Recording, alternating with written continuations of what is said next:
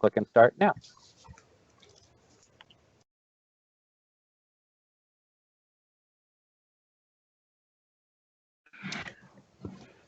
Good afternoon.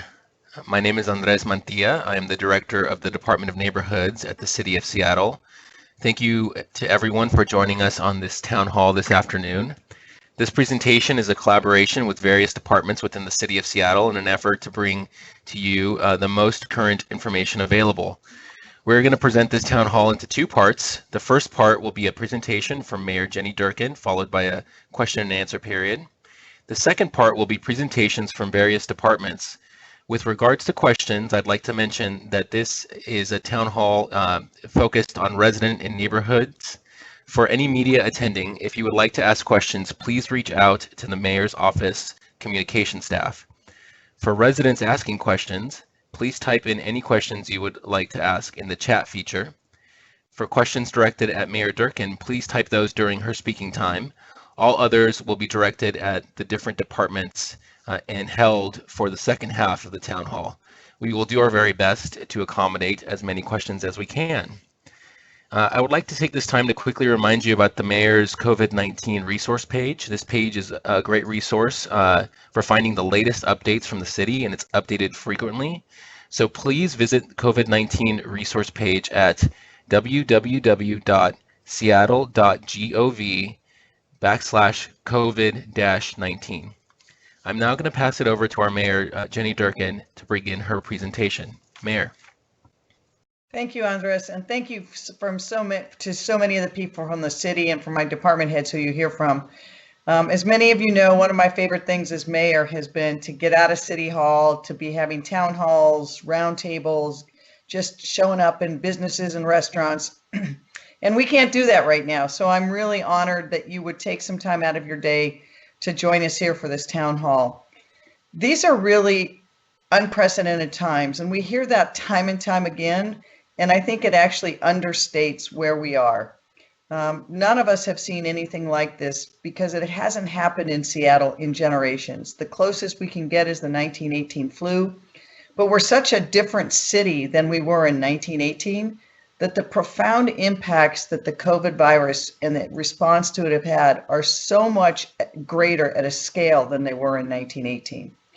I want everyone to know that walking into this, I am so honored and pleased to have the great team that I have at the city. You'll hear from some of them today, but many of them you never hear from because they are the unsung heroes of this pandemic who are showing up to work day in, day out, doing what they need to do to keep our residents and businesses safe, healthy, and happy. And that's hard during these times, but it's everyone here at the city has a job that is different than it was 6 weeks ago. It's hard to believe that it's really only been 6 weeks, almost 7 weeks now, since we've been in this pandemic, because it feels like forever. And I'm really honored and pleased that our city has stepped up in ways, knowing at the beginning that there was going to be huge economic impacts on people. And so making sure that nobody's utilities got cut off, that we prohibited any evictions of residents or small businesses or nonprofits, that we're able to pivot and use resources to make sure we could do stabilization for small businesses and grocery vouchers for families. And then to work with our partners on the outside to see how we could really leverage those funds, all against the backdrop of it being much more difficult to do business in the city at this time. And every employee has been impacted just as every one of you have. It is probably the hardest decisions I've ever had to make in my life during this time. At the outset of this pandemic, when I got first briefed by some of the scientists on what they thought the true spread of the virus was in our community, even though we only had one death, I knew that we were up against something that was of a magnitude that no one really had predicted and that there was no playbook for. And also knew by that time that we had missed the opportunity to contain the virus in our community through some of the usual and tracing. And the only choices we had to stop this virus were to keep us one from each other. And knowing that that would have just enormous impacts on everybody in our community, weighed very heavily on me. I cannot say enough about having a great partnership with Governor Inslee and Executive Dow Constantine, as well as the other mayors in the area who we talk on a regular basis, because the decisions we made to close businesses had immediate impacts on those small business owners, on the families that relied on those businesses, and on the workers. And each stage, as we turned the dial, we knew those economic impacts would be even greater. But we also knew that if we didn't act, we would have those same economic impacts, but we'd also have them at a time when our hospital system was overrun. We saw that happen in Italy. We saw that happen almost in New York, statewide, and in certain areas it did happen. And so the whole goal of stay home was it's the only way we could stop this virus from breaking through and overwhelming our healthcare system. So I know that it has been so difficult on each one of you who are here. We're here to answer your questions as best we can. What we don't know, we're going to tell you if we don't know it, and we'll try to find the best answers. We know that we are facing unprecedented challenges at the city. The deficit that we will have will be between $200 and $300 million just for this year. So I'm working with my team on how we can fill that deficit without cutting those services and support that all of you are depending on. So I'll stop now because I really like to hear your questions and be able to answer some of those questions. Thank you very much. Thank you, Mayor. The first question that we have is, when will there be adequate testing in Seattle? And more broadly, what is the update on testing throughout the region? So that question is, I ask that every day, literally. And I think there's a huge amount of frustration with every elected official in Washington state and even across the country. And let's be clear, we missed this virus because we did not have adequate testing in place and adequate testing guidelines to have the surveillance necessary to see when the virus was here. And because of the way it replicates and transmits, by the time we saw it, it was almost too late. Remember, we started taking actions before there was actually even a positive case diagnosed in the city of Seattle. We do not have adequate testing today. I have been pushing very hard on every federal official in FEMA, as has the governor, to get more testing capabilities, because without the testing, not only are we still flying blind, but we know we can't reopen our economy if we don't have the ability to see if the virus starts to rise and then to do what you need to do to contain it. And then we'll not only be right back where we are today, we'll be in a worse place because we're starting from a known base of infections. We still see new positive cases every day and new deaths every day in Seattle and King County and Washington state. So there's not adequate testing, and I wish I could tell you that that's going to happen soon. We don't know when it's going to happen. The state has been pushing and may have access soon to millions of test kits, but we had several thousand testing kits that we were going to be using in our senior centers, which is just a significant area of concern for me. And those test kits were recalled because they were contaminated. So the short answer is the status of testing is not good, and we don't have an answer. And I personally believe the only way that we will have enough testing long term is if the President of the United States uses his powers under the Defense Production Act and requires American companies to manufacturing both the test kits and the testing capability, and then long-term the vaccine, so every American, once a vaccine is discovered, can get it for free. Thank you, Mayor. The next question is, as people look at the first of the month coming up, what is the City of Seattle doing to either provide service or advocate for rent payments?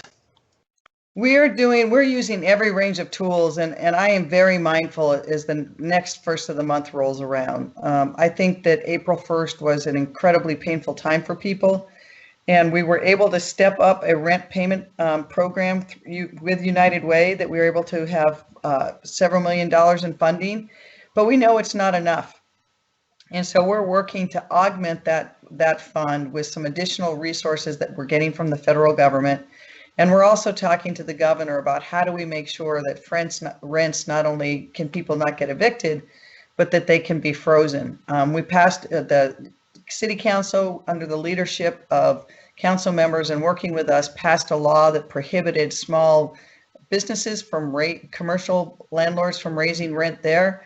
Under the state constitution, we can't do that with local rent. So I'm talking to the governor on a regular basis on what do we do to protect renters, because we know that in Seattle, over half our households are renters.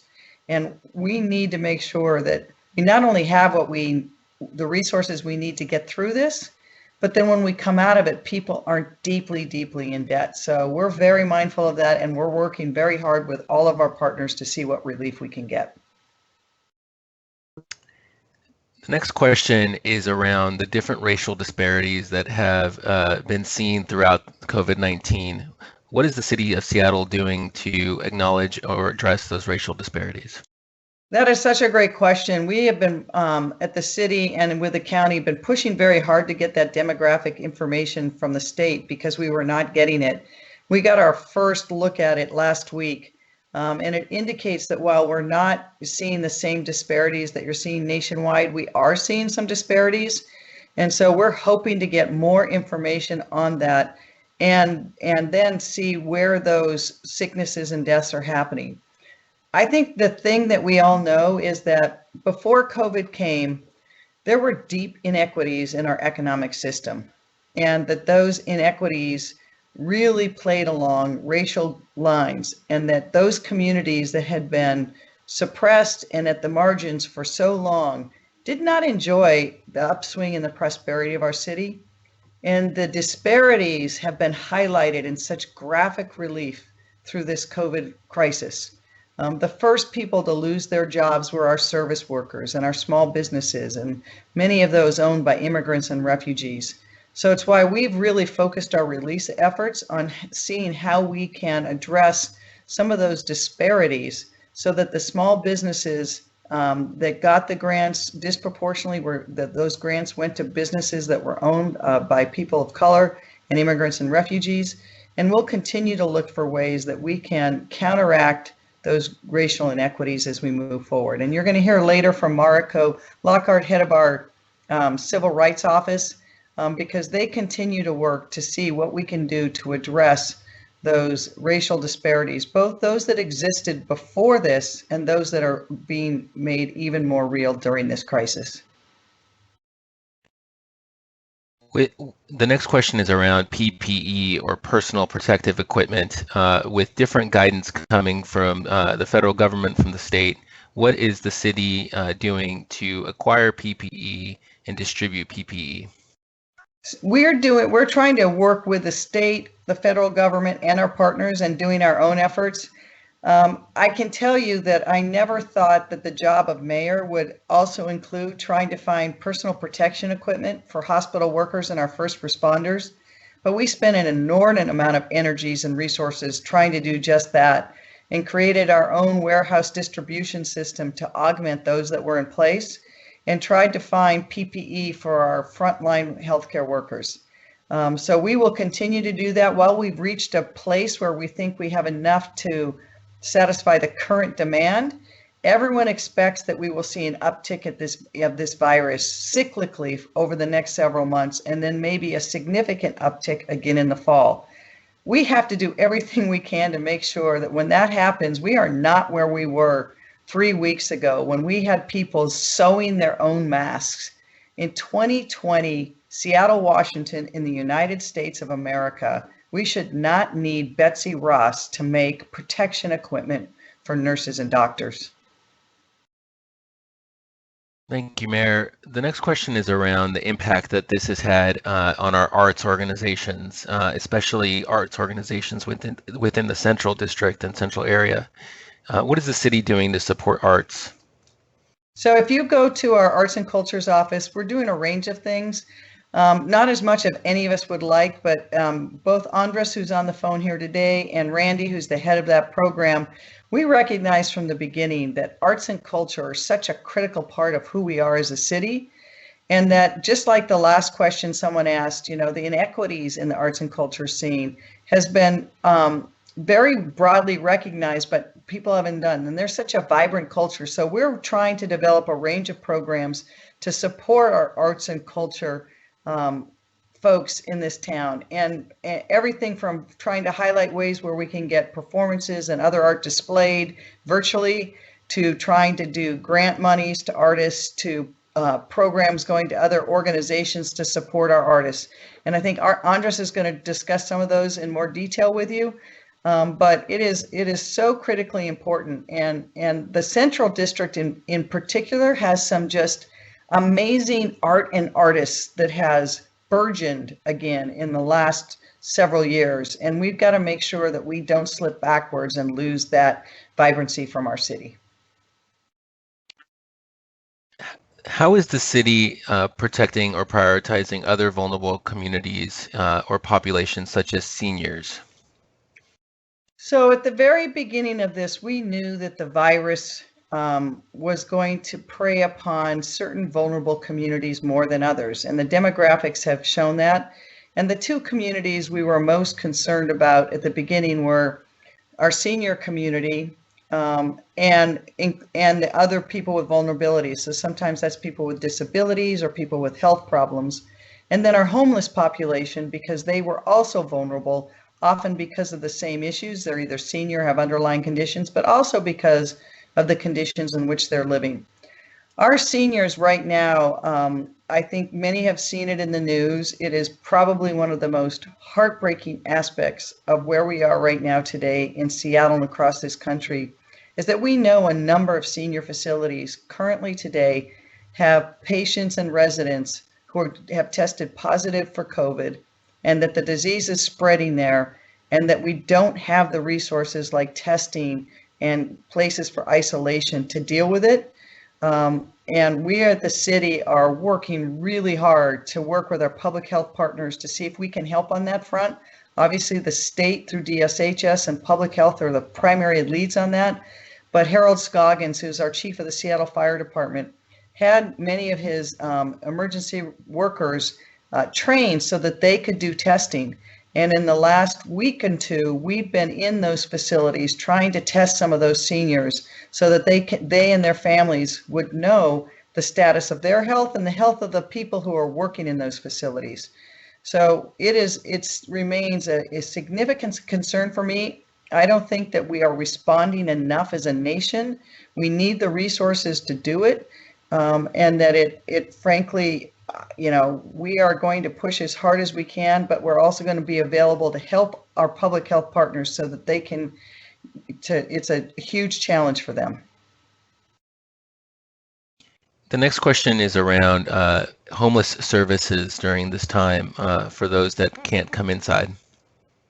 So again, at the beginning of this, we've tried to focus our efforts on people who were first economically vulnerable, and we've talked about that a little bit, and then health vulnerable, and we talked about the seniors. For people experiencing homelessness, the first thing we emphasized, listening to public health, was to stand up new shelter capability so that we would have less density in our existing shelters. We know that this virus transmits through coughs and droplets, and so creating space for people in those shelters was critical. So we used a number of city facilities and resources to create places for those people to be and have some distancing. We also have stood up a number of hygiene facilities, both Santa cans and hand washing stations, because an unintended consequence of shutting down so many businesses is those businesses' restrooms always also closed. The same with our community centers, their restrooms or their showers closed. And so we've had to build up capacity that the private side had. And so we are continuing to work with the county to have both more shelter capacity, more hygiene stations, but also isolation and quarantine facilities, so that when people are experiencing homelessness do test positive, there's somewhere for them to recover. And it will be an ongoing work. We've talked to both the federal authorities and the governor about having some capability to do more sheltering on a far greater scale so that we can bring people inside and they can be more safe. Mayor, there's some questions around after we get to the other side of COVID-19, what does that mean for the city and its recovery? That's a great question, and I take it in phases. First, just like we had a dial going into shutdown, there will be a dial in opening up. And at each step that we start to allow people to come together again, whether it's for work or community, we're going to have to monitor really carefully whether that results in an uptick in the virus. And if so, whether we can contain that uptick just through tracing and isolation. Because if we don't, then the virus gets out of control, and the only solution we have then is to have a major shutdown or stay home order. We don't know how long this will happen. The epidemiologists believe that we will be cycling through waves up and down of increasing virus, more restrictions, and we may have a significant uptick in the virus in the fall. Until there's a vaccine, there is no way to control the way this virus is going to transmit through our community because people did what we asked them. They've stayed home. Most people in Seattle have not been exposed to this virus and so have no antibodies to protect themselves. So the one part of your question is, what will it be after? We don't know when the after is yet. Most projections are it is going to take us some period of time to get through this. Now, we will get through it. I am 100% confident that our city is going to get through this and we can get through it together. But there will be a time again where we are a vibrant community, where people come together and have a vibrant economic base in this city, because we have the best talent, the best people, the best innovation anywhere in the country.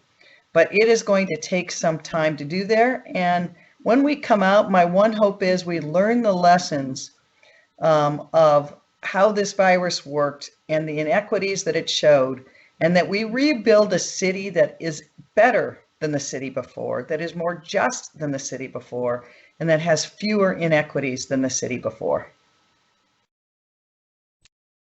Mayor, there's a couple of questions around the use of parks, and specifically as it relates to how can folks use open space during this pandemic? So thank you for asking that question. Look, we know that being cooped up is hard, and particularly on nice days in Seattle, it's not just the stay-at-home order that's been long. We've been cooped up since November. And so we want people to be able to use their parks, but what we can't have is for people to be gathering or for people to be using them for recreation or parties or barbecues or picnics. And so, if everyone needs to get out, if you get out, go somewhere, take a walk, come back.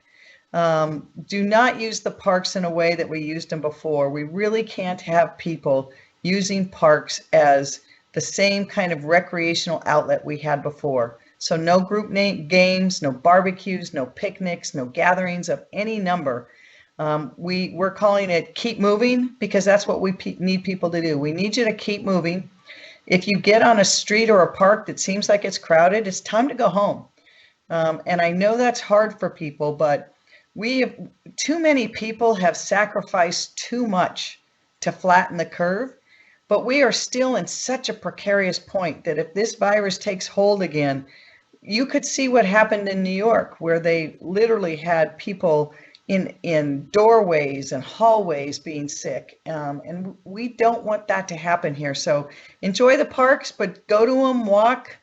If they're crowded, go home. Crowded parks, unfortunately, will become closed parks because we can't have people gather. It's a sad truth, but a truth right now. The next question is around childcare. What is the city doing to provide childcare to our first responders or general public that still rely on it? We have set up our first wave. We set up a program. We initially thought that the Seattle Public Schools were going to be able to provide a lot more capacity for both meals and childcare. That's what the governor had ordered them to do, is to have a plan on how they would do that, because so many people, even in the hospital system, have kids that are in K through 12, and they rely on that, and without it, they couldn't show up for work.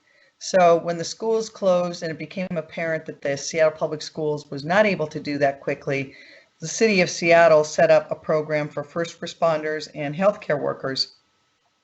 and it's working pretty well. We're going to try to build more capacity because we know that once we start reopening our economy and more people go back to work, so many people rely on and need childcare. So we're looking right now with the county and the state to see how do we do that? How do we do it safely? How do we build that resource for people? It will be difficult like everything else because it has its complexities, but we know that it's a vital resource that we have to plan around. The next question is around long-term care facilities. How do we prevent what happened at Life Care to happen here in Seattle? So I've got a model on what was done right, and then so Life Care I think was one of the most heartbreaking stories, and we watched it unfold in front of our eyes. And one of the most poignant photographs I saw was a woman who's talking to her mother outside the room, and they had their hands up against the windows because they couldn't actually touch or see one another in person.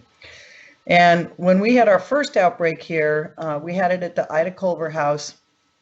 And at that time, the public health recommendations were that only people who were symptomatic could be tested.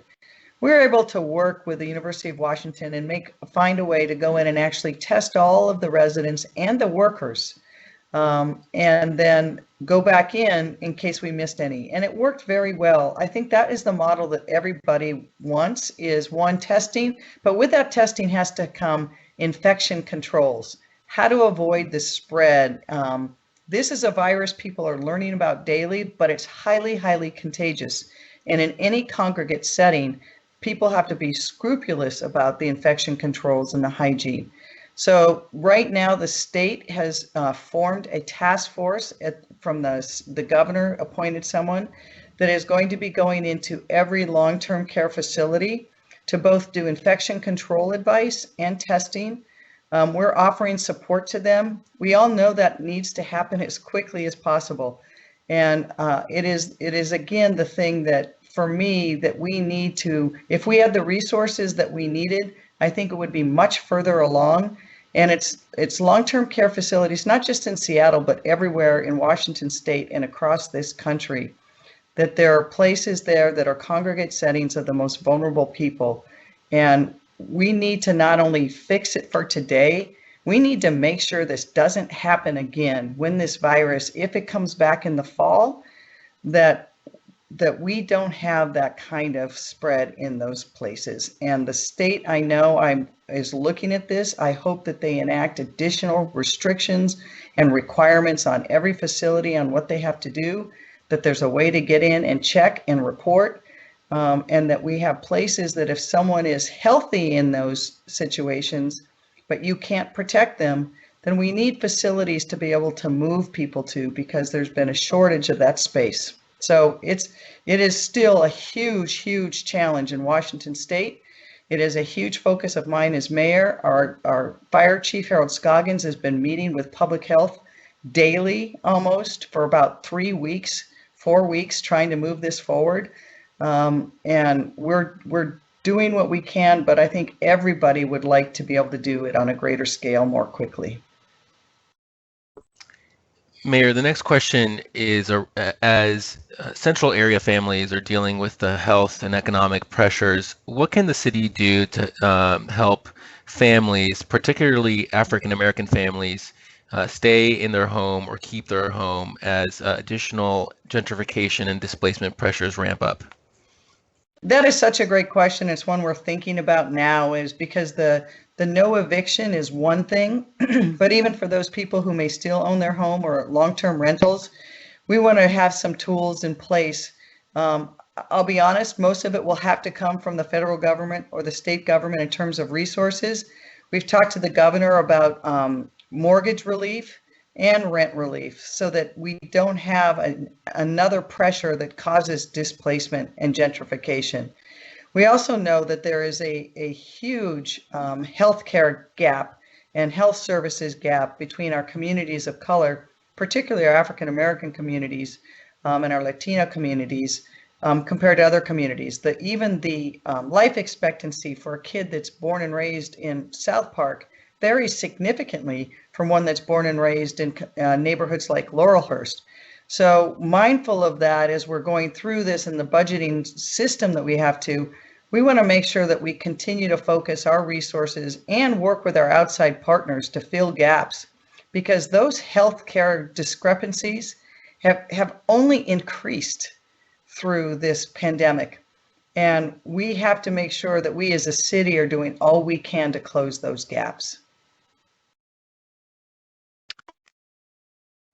Mayor, the next question is actually about the transportation system, and especially with the news around the West Seattle Bridge.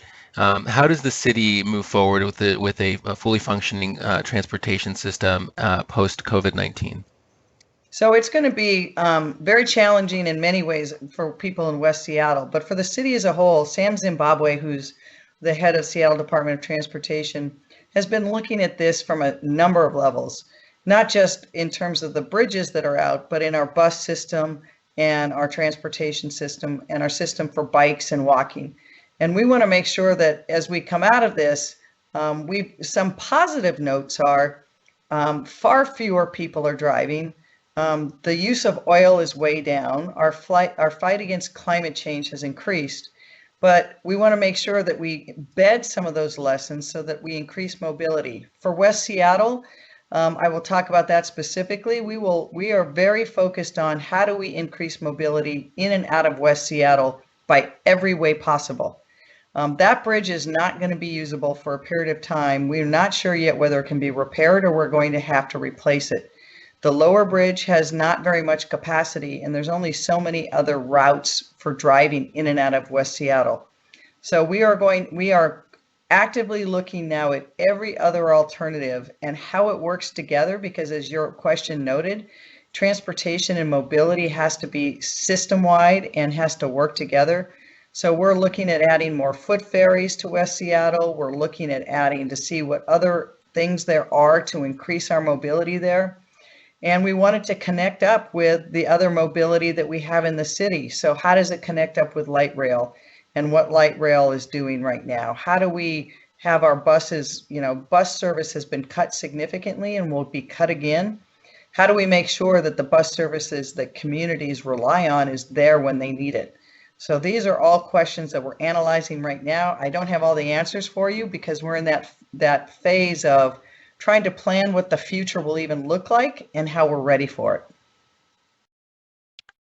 The next question is around what has seemed to be a rise in anti-hate or white supremacy type of messages that are happening in business districts. What is the city planning on doing to address that? And more broadly, what is the city planning on doing for more public safety partnerships? Thank you for asking that question. I will say that it is, well, I have been inspired every day by so many acts of kindness and courage. It is discouraging to me when we see the actions of hate and xenophobia.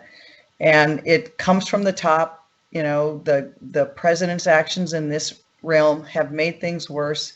And I really want to attribute both Andres and Mariko, who's on here, who very early on stood up an anti-hate messaging and both program, because we have to make sure that we don't make the same mistakes of the dark past and that we do not blame people for things that are not their fault. This is not a Chinese virus, and we have seen acts of hate and xenophobia against the Chinese community, the Chinese American community, and for people who are mistaken for being Chinese simply because they're Asian. There is no place in Seattle for that, and we will not tolerate it. We are working with community by community. If anyone on this call wants more information, Seattle Police Department, the Office of Civil Rights, the Office of Neighborhoods, we're all working together on this and want to make sure we can both give you information, but also give you solidarity and support if you need it.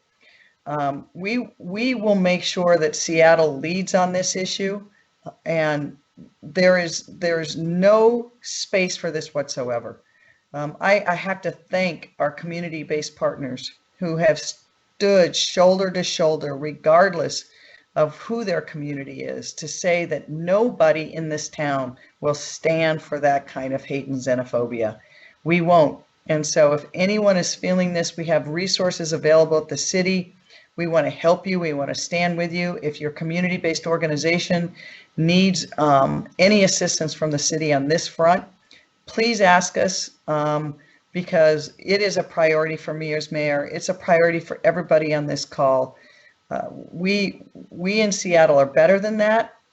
There's no place in the world that it's absent from, but we will show that that is not what the city stands for. Thank you, Mayor. The next question is around how Seattle plans on recouping funding from the federal government, given some of the missteps maybe that the federal government has currently taken in providing funding to cities. So we were very fortunate at the very beginning. We knew that we were going to have to rely on the federal government to reimburse us. And we were able to stand up a group right away with our budget committee with advice from a person who used to be the FEMA disaster person. And so we, from the very beginning, have been making sure that we know every avenue that we can take to get things reimbursed. And we are going to be very aggressive about doing that. I think that we will be successful in our ask. FEMA has actually, the local FEMA has been a tremendous partner with us and has throughout this process given us the information we needed. And so I expect that we will have a lot of luck because we've been keeping the books like we're supposed to keep them. We know what can be reimbursed. We're getting our request in so we can early. And not to say that there won't be some gaps. We're spending money on things that are important to the city and important to community that we won't get reimbursed for. But we do it because it's our priority as a city and it's our values as a city. Thank you, Mayor. I think we have time for about 2 more questions. I wanted to ask you about some of those gaps. Undocumented folks or folks of mixed status, for the most part, have not been able to participate in some of these federal programs. What is the City of Seattle doing to partner with some of these communities? Great question. And again, I have to give my tribute to the people on this phone that you're going to hear from because, you know, we've been working in that space with community-based organizations for the last 2 years, trying to make sure that folks who may not have documented status still know that they are full parts of our community, and knew at the beginning of this crisis that federal programs were going to exclude them. And so we've been very careful to make sure that all of the programs the city is delivering, that we can do it in a way where that's irrelevant to the decision. They are open to everyone. And the programs we're participating in with our outside partners like Seattle Foundation and United Way, that they too have the ability to give relief to people who need it because they need it. And that's the only qualification that's important. Thanks. And then as a last question, we have a few actual principals that are joining us here on the call, and they're asking what message can the City of Seattle send to our young people who are going through this crisis and having to stay from home, or in some cases relying on the meal, not being able to rely on the meal that they had at their school. But what message of kind of hope can you send? So that is such a great question. I think this is extraordinarily hard on youth in ways that we don't appreciate. And it will change the trajectory of many of their lives. But I guess a number of things is, number one, we will get through this. And we will get through it in part because you are resilient and you have principles and ideals that push us to do the right thing. And as we shape what it looks like when we come out, we have to make sure it's the world that you deserve, not just the world that you get. It will be hard. It's going to be a very difficult time for our whole community and our whole country. And it's going to last for a significant period of time. But I think it will be months, not years. I think the rest of this year will be very difficult and have a lot of uncertainty around it. But as we move forward, hopefully the science will bring us what we need. And then we just have to rebuild community and economy. And I put them in that order for a very important reason. Economy is really important. People need to be able to earn money, run their businesses, and have a part of that part of America. But it is all founded on community. The best businesses serve community in a myriad of ways. And what makes Seattle special is that community. And that's what's inspired me through this, and seeing for our young people the many ways that they've stepped out of their comfort zones to do what's needed in this city, as well as to look at their elders and see what they're doing. I had a call earlier this week, for example, with some of the owners of restaurants in the Central District in South Seattle, whose small businesses have been devastated by this pandemic. But they kept their kitchens open so they could feed community. And they did it because that's what mattered to them. And we in the city want to support that and that kind of kindness and compassion. And you who are young, we're counting on you. We're going to try to get through this, and not just get through it, but get through it in a way that honors the values and principles and gives you the ability to shine, and you will shine. I can hardly wait to see the Seattle of 10 and 20 years from now, because I've seen the youth in the city. I know what they're capable of. I know their creativity and their innovation, their kindness, their compassion, their curiosity. And so I tell you, I have even more hope today than I had before for our youth. I know this is hard. It's been displacing for everybody. And I think root yourself to your values and your community, and you will not only get through this, you will make all of us better. Thank you very much, Mayor, for answering these questions. And we're going to transition now to the rest of our presentation, starting with a campaign the Mayor talked about that's being led by our Director of the Office of Civil Rights, the No Hate campaign, Mariko Lockhart. Thank you again, Mayor, and we'll go to Mariko now. Thank you very much, everyone. Stay home, stay healthy. Okay, I needed to get off mute. Good evening, everyone. I'm Mariko Lockhart. As Andres said, I am the director of the Seattle Office for Civil Rights. And I want to emphasize some of the comments that the mayor made, that we have seen an uptick in hate violence, specifically directed at our Asian community, and that these acts come out of fear and ignorance. And it's really important to us at the city to clearly communicate that COVID-19, which is known as coronavirus, is not the Chinese virus, as the mayor said, nor the Wuhan virus, and that no specific group of people is responsible for its spread. And as Seattleites, we need to come together and support one another and not allow racism to flourish. The mayor also referenced what we're doing to support that coming together of our community, a campaign that is being led by Arts and Culture and the Department of Neighborhoods called Seattle Together. And I think the thing that we need to recognize in the instance that we have now is that racism has shown up in response to crises before.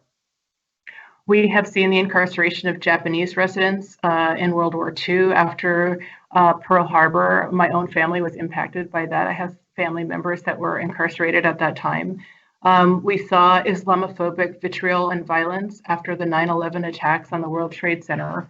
And in 2014, another example is that with the Ebola outbreak, it led to an intensification of anti-Black racism, especially toward people of West African descent. And so recognizing what is happening and wanting to take a strong stand, the mayor asked the Office of Immigrant and Refugee Affairs and the Office for Civil Rights to work together to launch a campaign to raise awareness about this and to send a strong message out to our community. So one of the first things that we did was reach out to many members of the Asian American and Pacific Islander community to gather their input on what was important for them, for us as a city to have in our response. And so we got a lot of great input and are designing our responses with that in mind. And so the two streams of work that we're focusing on right now based on that feedback is the importance of sending a really strong message from the top leadership of our city, from the mayor, and throughout our city government, that this kind of racism and biased acts of violence are completely unacceptable. They have no place here. We're going to be doing that through the mayor's PSA, which is going to be launched soon in multiple languages to provide for greater accessibility. And we're also updating and disseminating more information about the city's anti-bias hotline, which is housed in our office, in the Office for Civil Rights. And you can file a complaint either online or by calling the number which you see on your screen, and that's 206-233-7100. It was very important for the city to stand up an anti-bias hotline where people could feel comfortable reporting all types of acts of bias and racism that may not rise to the level of a crime. And certainly if it is a biased crime, we encourage people to call 911. But we also recognize that there are many members of our community who are not comfortable calling the police or have other reasons why they don't want to call 911. And so this is a way for people to report incidents, and they can remain anonymous. So we welcome people's specific information so that we can work directly with you. But it's also a way for us to gather information anonymously so that we have a check on what is the scale of the issues, where are they happening, and how can we craft our responses to be sure that we are focusing our efforts where they're needed most. So just in closing, I would say we encourage you to report any acts of bias that you may experience or witness. Please use the resource that we're providing and know that we are looking at many other ways to address the disparities that the mayor referenced in terms of how the pandemic is impacting our communities of color, and that will be present in all of our actions as we move forward. Thank you, Mariko, for that information overview. We're going to move over to our small business and worker resource slide. If we can move forward on the next slide. And I'd like to introduce Bobby and Janae from the Office of Economic Development and the Office of Labor Standard. Thank you, Andreas. Can you hear me okay?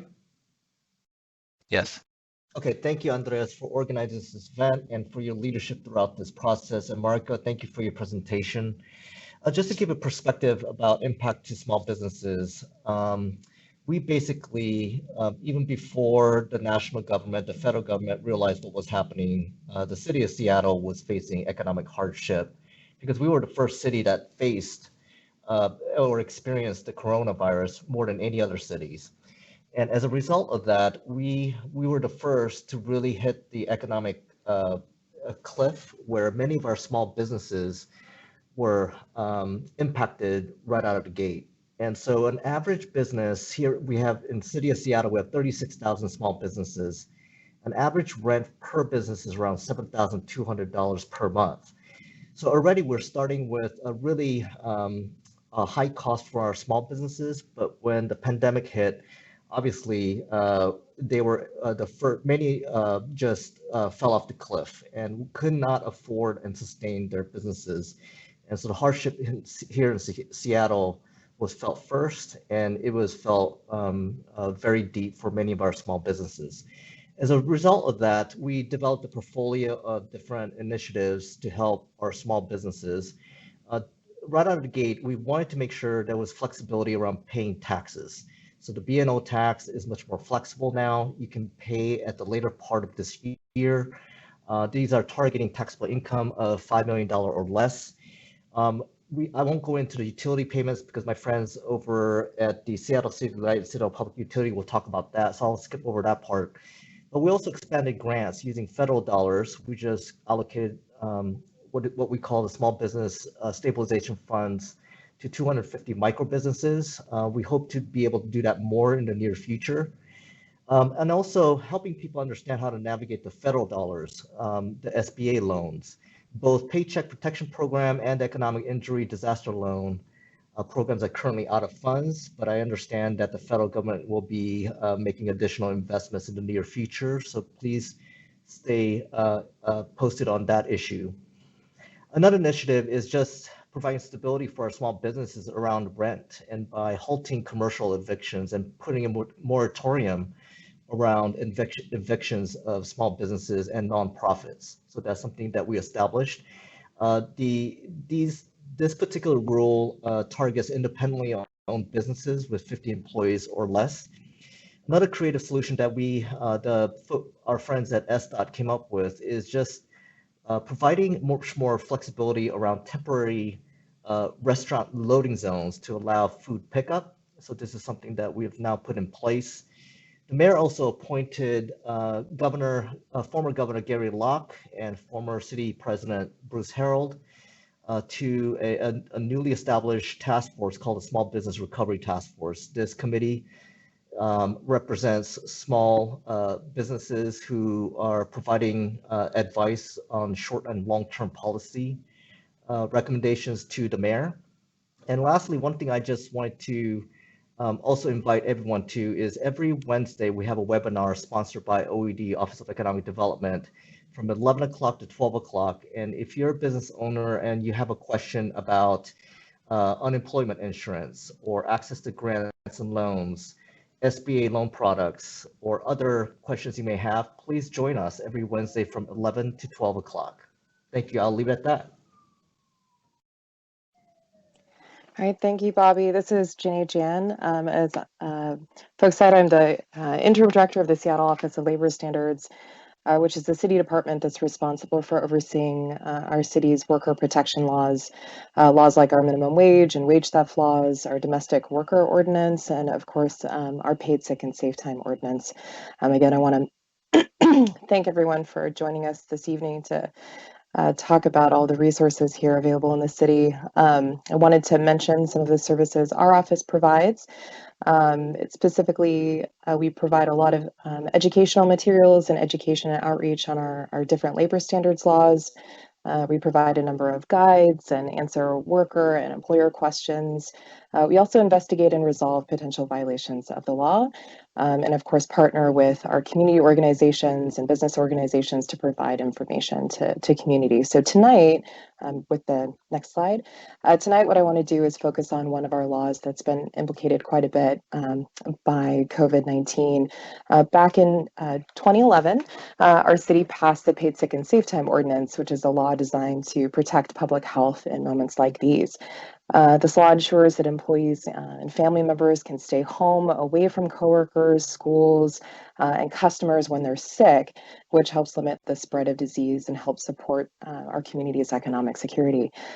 So the Paid Sick and Safe Time law, as you see on the screen, it requires employers to provide employees with paid time off to be absent from work to care for themselves or a family member for an illness or a health condition, to take folks to a doctor's appointment. Of course, when individuals are recommended by public health officials to self-quarantine, when their family member's school or place of care is closed, and then also when their workplace, any size workplace, is closed by a public official for health reasons, and then for larger businesses, if their workplace is closed or hours are reduced because of a health or safety reason. These last two, City Council passed a number of amendments that expanded the use of paid sick and safe time to cover those uses. So I just wanted to note that that was a change in the law that occurred in March. So we understand that a lot of employers and employees may have questions about this law as they navigate the impact of COVID-19 on your workplaces. So it's important to us that you have access to information to be successful in navigating these laws. So I encourage everyone to visit our website, which has a lot of information about this law and others, including some Q&As, which are available in a number of different languages. You can also email our team with your questions. You'll see the contact information there at the bottom left hand of your screen. You'll be routed to either one of our folks who on the enforcement team who works with workers to answer questions and resolve concerns, or one of our business engagement team members for employers. Next slide. So this next item I just wanted to raise, it's not something that's administered by the City of Seattle, but we know that many workers have been impacted by COVID in terms of losing their job or significant reduction in hours. So we wanted to take a moment to share information about the Washington State Employment Security Department, which is the department that oversees unemployment insurance or unemployment benefits here in Washington State. They also oversee the new pandemic unemployment assistance benefits as well. As many of you probably know, the unemployment benefits expanded under the Federal CARES Act, which means that it now covers certain independent contractors and other self-employed individuals. So we want to encourage folks who have lost work due to COVID to apply. That includes, of course, delivery drivers and rideshare drivers, domestic workers, nannies, cooks, home care workers, gardeners, and household managers. So there's information there on the screen to visit the state ESD website. You can sign up for action alerts, look at the application checklist, and then sign up to see if you have an account. So we just wanted to note that, since we know a lot of folks are impacted right now by unemployment. Thanks. Thank you for that presentation. It occurred to me that I hadn't gone down the list of who's going to be speaking. So we started with Mariko Lockhart, Director of Office of Civil Rights for the No Hate campaign. Next, we're going to go to Emily Alvarado on eviction moratorium and rent relief. Emily's the Director of the Office of Housing. After that, we're going to talk about food access from Jessica Finn-Coven, from our colleagues at OSE and HSD. And then finally, talking about utility discount programs with Deborah and Mami from Seattle City Light and Seattle Public Utilities. So let's go over to Emily Alvarado, Director of Office of Housing. Thank you, Andres. Can you hear me? Yes, go ahead. Great. Thanks to everyone who's joined us this evening. I'm Emily Alvarado. I'm the Director of the Office of Housing. And I really want to communicate to everyone that at the city and at the Office of Housing, we care about your housing stability in these challenging times. We really understand that having a stable home is more important than ever. It's folks' health care right now. But many residents really are struggling financially due to COVID, and many people are unable to pay their rent or mortgage. So if you are a renter or a homeowner and you're on this webinar, we want you to get some information about your rights and where you can find some resources. So if you're a renter, you should know that on March 14th, Mayor Durkan signed into law an eviction moratorium. And then on April 17th, just last week, Governor Inslee extended a statewide eviction moratorium and provided even more protections for tenants. And so this law is in effect through June 4th, and this law prohibits residential evictions for non-payment of rent. And so during this time, you can't be evicted for not paying rent.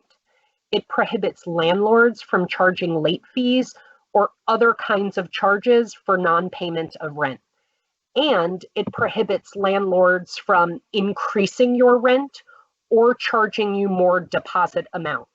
So during this time, I really want to be clear, if you can pay your rent, you should pay your rent, because all rent payments that are delayed during this moratorium will still be due, but a landlord has to offer a tenant a reasonable repayment plan.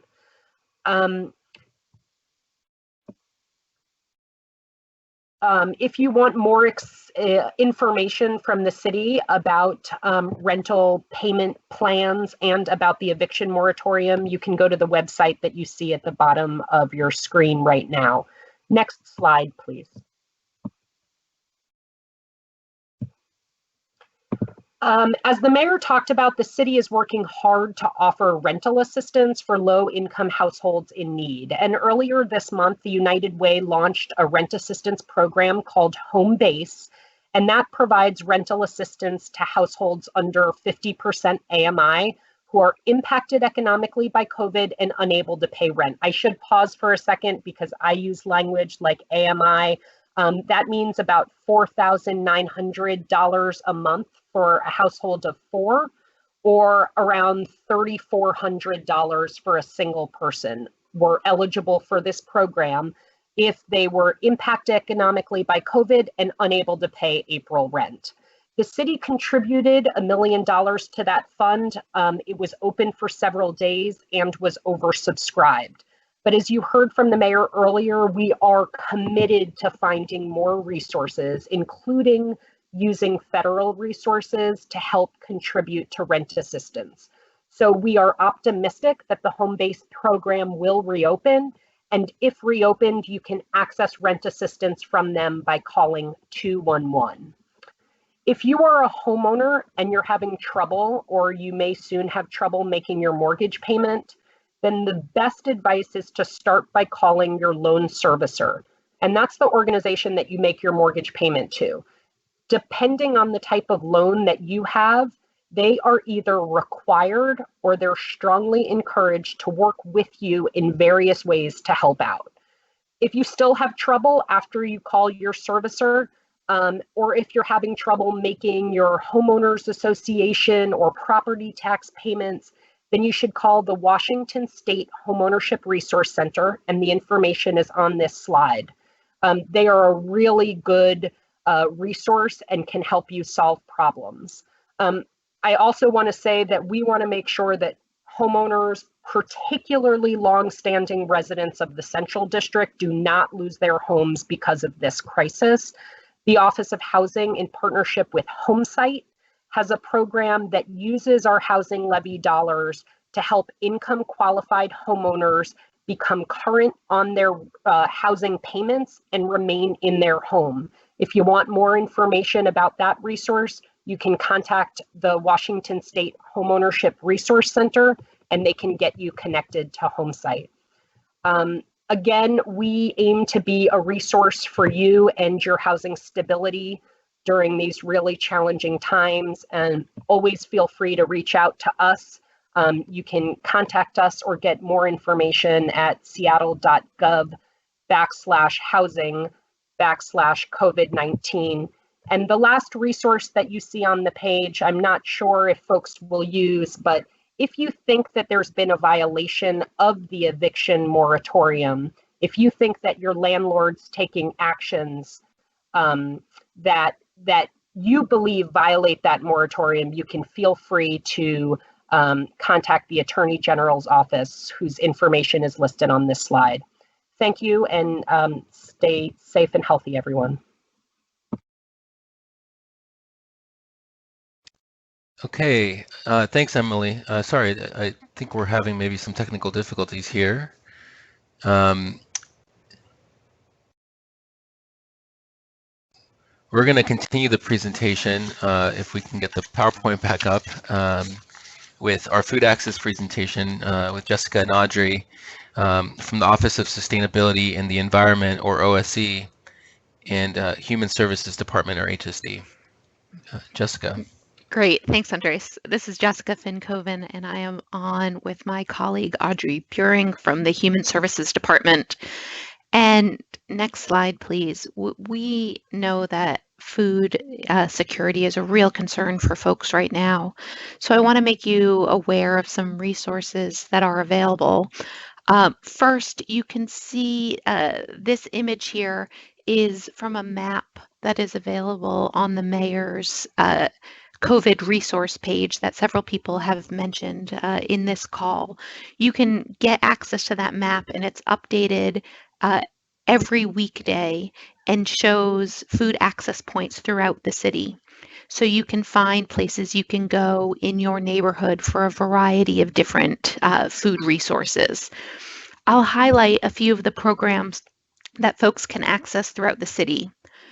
First, for families with children, I want to make sure you know that Seattle Public Schools is distributing lunches from 11 a.m. until 1 p.m. Monday through Friday at 26 school sites throughout the city, and that students do not need to be in attendance to pick up those meals. Parents, guardians, siblings may pick up meals for students. And there's also meal support on weekends where non-perishable food items are sent home. They can also be picked up at those 26 meal sites and are available for any families in need. Second, almost all of the city's food banks and meal programs are still open with different social distancing protocols in place. So at many of these sites, people can pick up bagged groceries to take home, or some of these places are offering meal delivery. You can find the details of when they're open, what they're offering, on that map on the city in the mayor's COVID resource page that I mentioned. And as some of their operating hours may change in response to the COVID crisis, that will be updated, as I said, every weekday so that that information is up to date. For anyone who is part of the Basic Food EBT program, due to changes in federal law, you should see your benefits for March and April maximized, brought up to the maximum amount for your household size. So for anyone who wasn't already receiving the maximum amount, I want to make sure you know that you should be getting that maximum amount, again, for March and April. The mayor also, right at the beginning of this crisis, knew that food insecurity was going to be a real issue for so many of our families throughout Seattle, and launched a new grocery voucher program. So far, that has provided 8,000 households with grocery vouchers that they can use at any Safeway in Washington State. Those vouchers thus far have been distributed to families who are already part of the city's food access or child care assistance programs, as well as folks who are affiliated with some of our community-based organization partners. We know that there is more need beyond just these 8,000 households, and we are trying very hard to raise more money, bring more funds in to get more grocery vouchers out to folks. And the last thing I'll mention, again, on that same COVID resource site and in this map, you'll see many organizations in our community are really stepping up to provide food resources during this time. Anytime we hear about a neighborhood or community program that's offering meals, we're putting it on this map again so that folks can have a one-stop shop where they can go if they're in need of food resources. They can go here and find out how to access them. Thanks.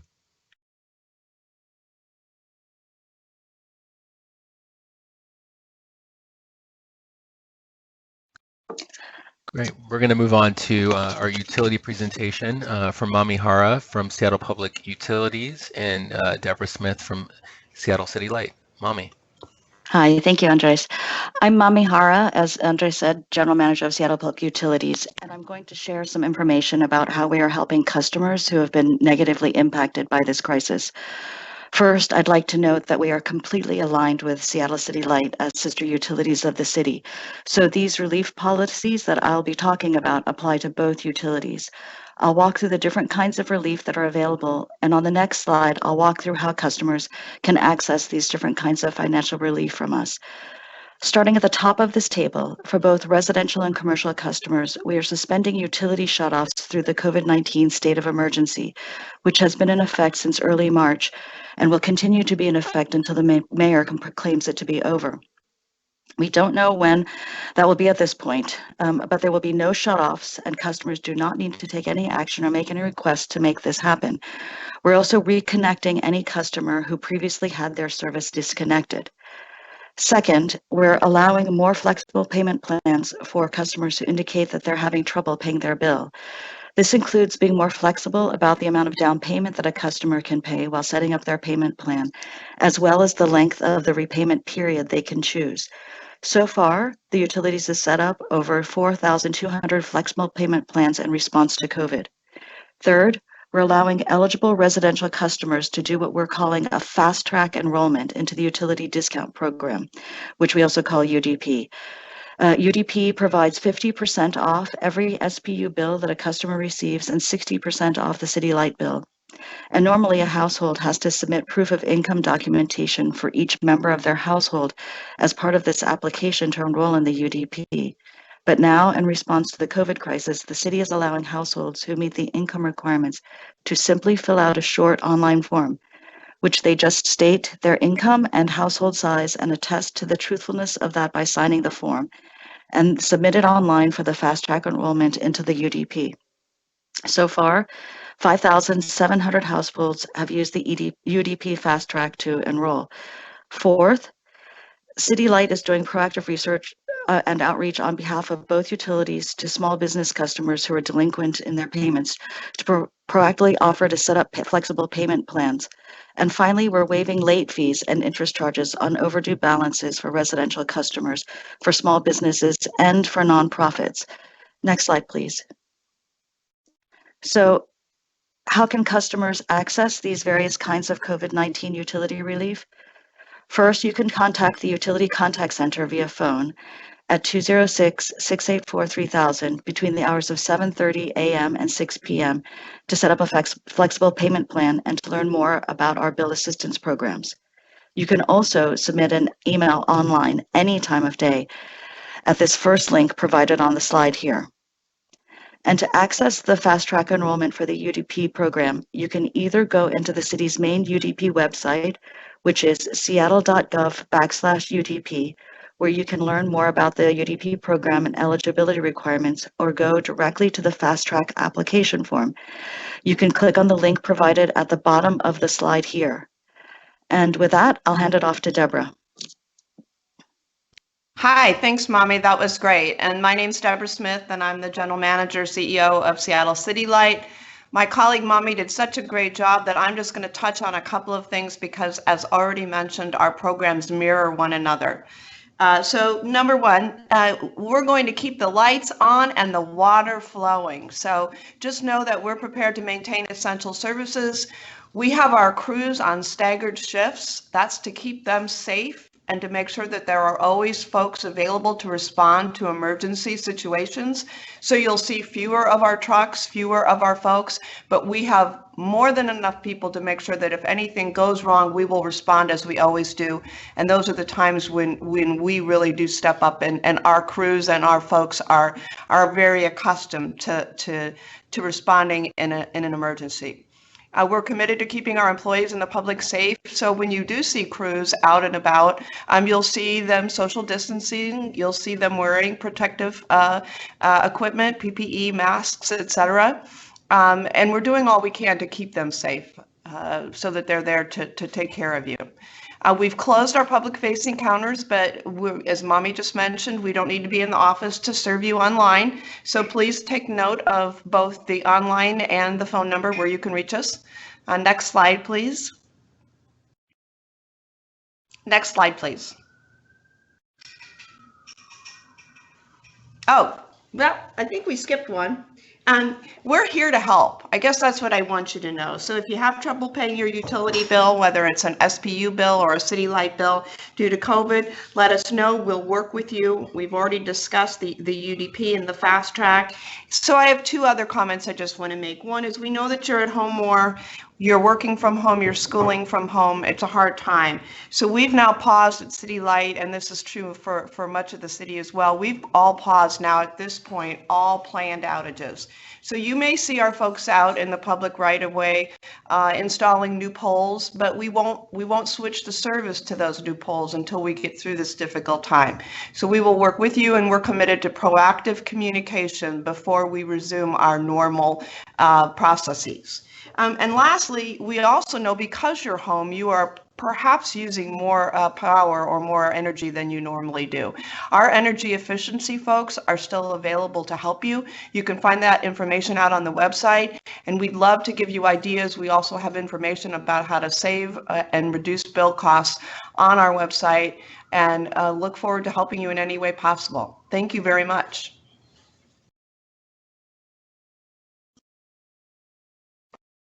Andres? Yeah, okay, thank you, Deborah. We're going to go into our Q&A session. And if we don't get to around to your question, please go to seattle.gov/mayor/COVID-19. That site is updated with the announcement of new programs as well as updated information, or you can email jenny.durkan@seattle.gov.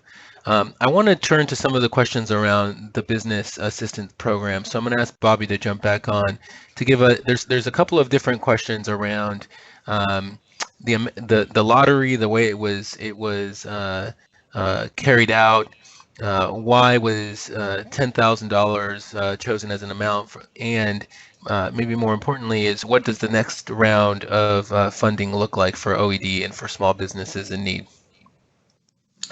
Thank you, Andres. This is Bobby Lee. I'm the Director of Office of Economic Development.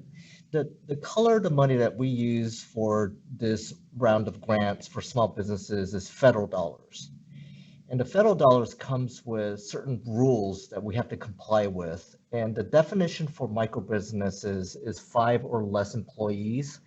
And then the $10,000 is just part of how the federal dollars prescribe these type of the amount, and so at this point we and because we're using federal dollars, we have to be in compliance with the requirement, and so that's how most of the decisions around the program was designed around is federal requirements. We hope to, and the lottery part is that we had almost 9,000 applications.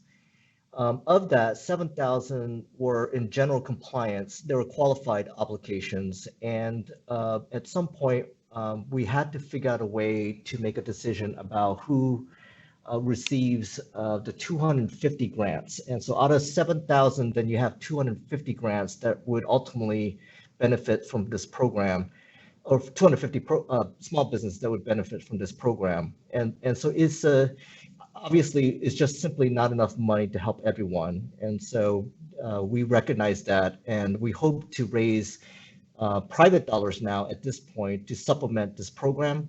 It's called All in Seattle campaign, and this campaign is still underway, but we hope to raise enough money to do another round or two in the near future. Please keep, our website has, you can actually get newsletters from our website. That's probably the fastest way to get the news around this, the next round of funding. So I encourage you to visit our website and register for our newsletter.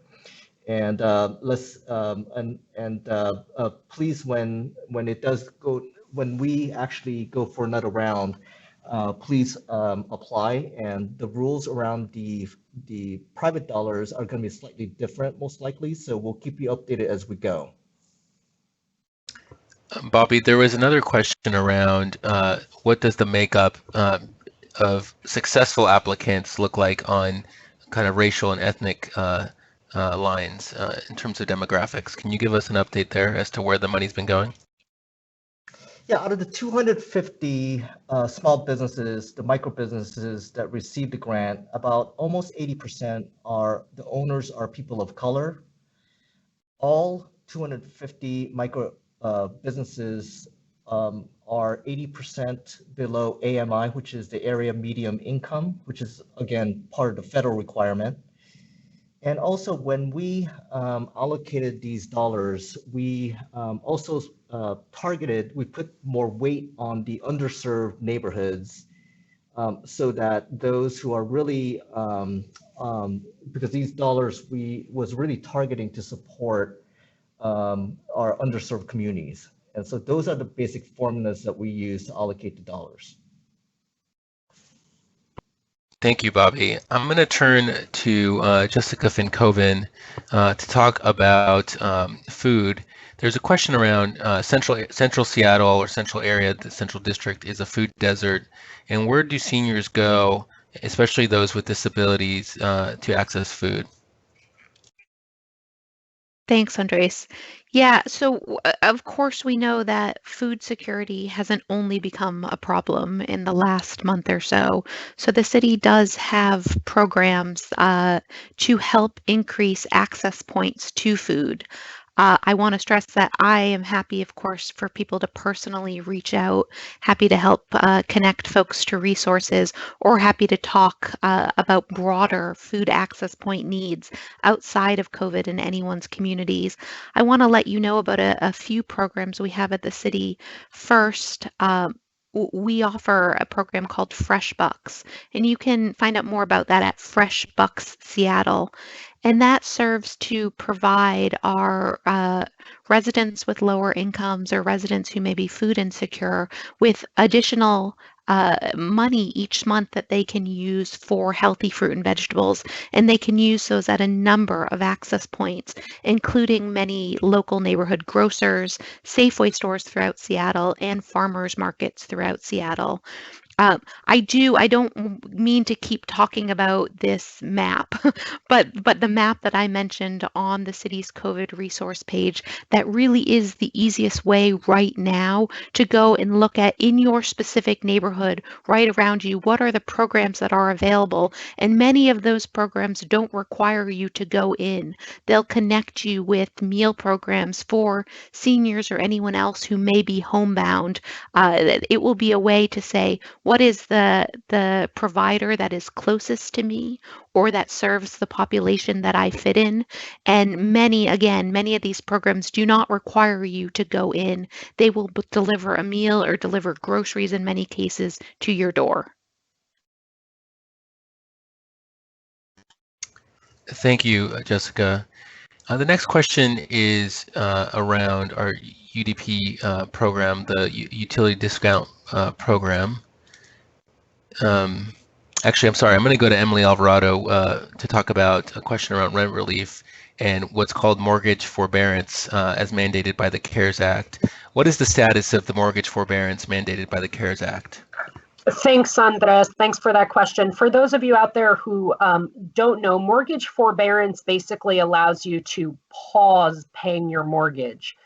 It doesn't go away, you'll still have to pay it, but allows you to pause. And right now, under the CARES Act, there were certain kinds of borrowers who are allowed to get up to 180 days first of forbearance on their mortgage. But the key thing here is it depends what kind of lender you have. And so for those of you who have what's called a federally backed mortgage from FHA or the VA or Fannie Mae or Freddie Mac, that option for forbearance might extend to you, or it does extend to you. So you should call your loan servicer. It really depends, though, what kind of mortgage you have. So you're going to need to figure out first what options are available to you by calling your loan servicer. As I said earlier in the webinar, if you don't feel comfortable doing that and calling the organization that holds your mortgage, I understand that can be intimidating. That's the first call to make. If you can't do that, contact the Homeownership Resource Center, and they could be a good partner in helping you understand even what questions to ask. So mortgage forbearance does exist in some cases. So check in with the person who holds your mortgage to find out more information. I also want to acknowledge that we've heard some at the city and is reported by Africatown Media and the Seattle Times, some really troubling information about aggressive home buying in the Central District. And I think people have felt that those actions are predatory. They've been offered that their homes are bought from them in a time when people can be financially really vulnerable. the city wants to make sure that no one loses their home without knowing their rights. So if you feel concerned about actions that are being taken, you can feel free to contact the Office of Housing. You can call the Homeownership Resource Center to get connected to financial resources so that you have a meaningful choice of what to do with your home. And in addition, you can contact the Attorney General's office if you feel uncomfortable about behavior that's taking place. We want to make sure that you have options in your home, and you can always feel free to reach out to us. Great, thank you. Next, I'm going to call on Mommy. How can we continue to expand the utility discount program relief, especially to people with disabilities? That's a great question in terms of accessing folks with disabilities so that they are aware of their benefit is an important challenge. And so we will certainly be working with the Office of Civil Rights, who has been helping to advise us on all aspects of how to better help folks, as well as the Human Services Department. We are perpetually aiming to increase enrollment in the utility discount program and appreciate all community groups and individuals' assistance in making their neighbors and constituents aware of this program. Only about half of the folks who are eligible for it in the city of Seattle are currently enrolled, and we would be very excited to be able to serve all of them through this program. Hey, and this is Deborah with City Light. I really want to you're spot on, Mommy. We count on people to talk with their friends and neighbors. So if you're aware of folks who need help, please make them aware of our program. Thank you. With that, I'd like to wrap up the Q&A. For more information, please visit www.seattle.gov/mayor/COVID-19, or please email jenny.durkan@seattle.gov. This whole town hall webinar will be posted on Seattle Channel tomorrow, and we will also be posting it through the city's social media. Thank you so much to everybody who called in and tuned into this, and we will talk soon.